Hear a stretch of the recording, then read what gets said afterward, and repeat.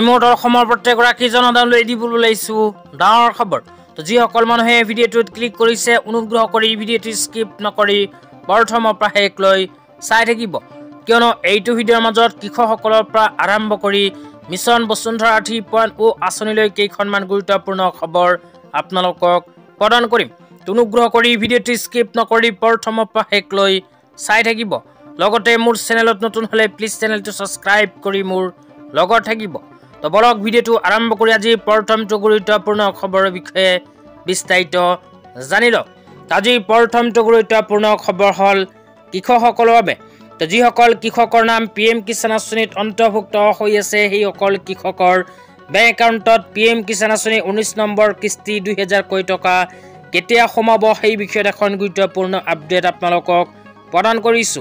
অনুগ্ৰহ কৰি ভিডিঅ'টো স্কিপ নকৰি চাই থাকিব।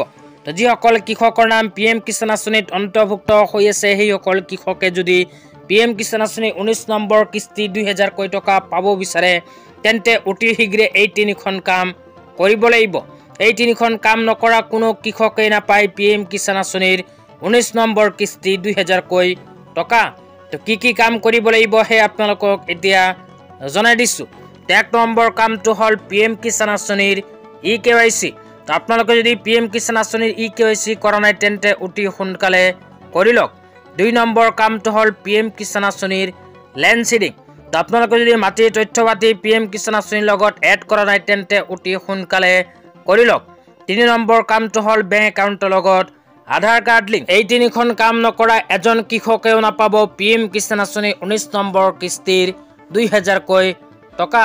তেতিয়া আপোনালোকক জনাই আছো PM কিষাণ আঁচনি 19 নম্বৰ কিস্তি 2000 কোটি টকা কেতিয়া কৃষকসকলে লাভ কৰিব। তো কৃষকসকলে চলিত মাহৰ 24 তাৰিখৰ ভিতৰতে লাভ কৰিব PM কিষাণ আঁচনি 19 নম্বৰ কিস্তি 2000 কোটি টকা। তেতিয়া আপোনালোকক দিবলৈ ওলাইছো আজি দ্বিতীয়টো খুবেই গুৰুত্বপূৰ্ণ খবৰ। অনুগ্ৰহ কৰি ভিডিঅ'টো স্কিপ নকৰি চাই থাকিব। তো আজিৰ দ্বিতীয়টো গুৰুত্বপূৰ্ণ খবৰ হ'ল মিছন বসুন্ধৰা 3.0 আঁচনিলৈ। তো যিসকল মানুহৰ মাটিৰ সমস্যা আছে, যিসকল মানুহে নিজৰ মাটিৰ সমস্যা সমাধান কৰিব বিচাৰে সেইসকল মানুহে মিছন বসুন্ধৰা 3.0 আঁচনিত কৰিব লাগিব আবেদন। তো যিসকল মানুহে এতিয়ালৈকে মিছন বসুন্ধৰা 3.0 আঁচনিত আবেদন কৰা নাই সেইসকলৰ বাবে আহি গ'ল ভাল খবৰ। তো ইয়াতে কি লিখা আছে পঢ়ি শুনাই দিছো। ইয়াতে লিখা আছে মিছন বসুন্ধৰা 3.0 মোৰ মাটি মোৰ অধিকাৰ।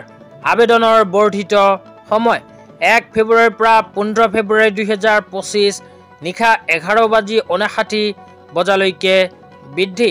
তো যিসকল মানুহে এতিয়ালৈকে মিছন বসুন্ধৰা 3.0 আঁচনিত আবেদন কৰা নাই সেইসকল মানুহে অহা 15 ফেব্ৰুৱাৰী তাৰিখৰ ভিতৰত কৰিব লাগিব আবেদন, কিয়নো অসম চৰকাৰে আবেদনৰ অন্তিম সময়সীমা বৃদ্ধি কৰিছে।